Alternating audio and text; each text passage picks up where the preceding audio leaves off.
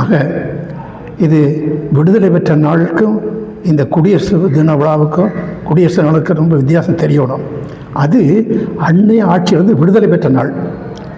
ஆனால் இந்த 1950 ஜனவரி 26 என்பது குடியரசு நாள். நம்மை நாமே ஆளக்கூடிய தகுதி பெற்றிருக்கிறோம். இன்றைக்கு அந்த நாள் இந்த நாள் வரைக்கும் பார்க்கும்போது இன்றைக்கு நாட்டினுடைய நிலைமை பார்க்குறோம். நம்மை நாமே ஆளக்கூடிய ஒரு தகுதியை பெற்றிருக்கிறோம்.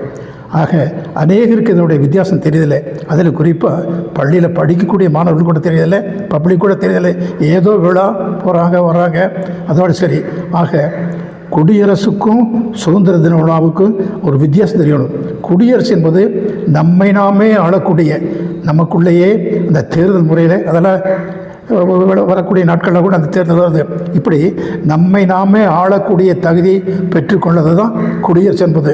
இன்றைக்கு அதனாலே நாடு முழுவதும் இதை ஒழுங்குபடுத்தியிருக்காங்க. சின்ன கிராமத்தில் கூட இந்த ஒழுங்கு நடக்குது.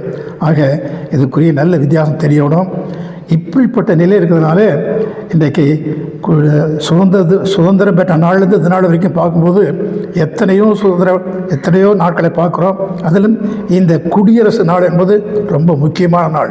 ஆக இதை ஒவ்வொருவரும் தெரிந்து கொள்ள வேணும்.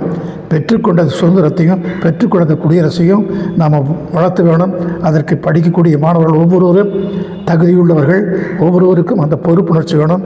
யாரெல்லாம் இதற்காக பாடுபட்டார்களோ அவர்களை நினைவு கூற வேணும். இதற்காக எத்தனை பேர், லட்சக்கணக்கான பேர் ரத்தத்தை சிந்தி எத்தனையோ இடர்பாடுகளை பெற்று இதை பெற்றுக்கொண்டிருக்காங்க. ஆக இந்த விடுதலை பெற்ற நாளிலே, குடியரசு நாளிலே நாம் எல்லாருக்கும் அந்த ஒரு பொறுப்பு வேணும். ஆக இந்த நல்ல சந்தர்ப்பத்தில் உங்களோடு பகிர்ந்து கொள்வதில் எனக்கு பெரிய மகிழ்ச்சி. நீங்களும் இதற்கேற்றபடி நாட்டினுடைய வளர்ச்சிக்கு, குடியரசுக்கு சிறப்பாக பாடுபட வேண்டும் என்று சொல்லி முடிக்கிறேன்.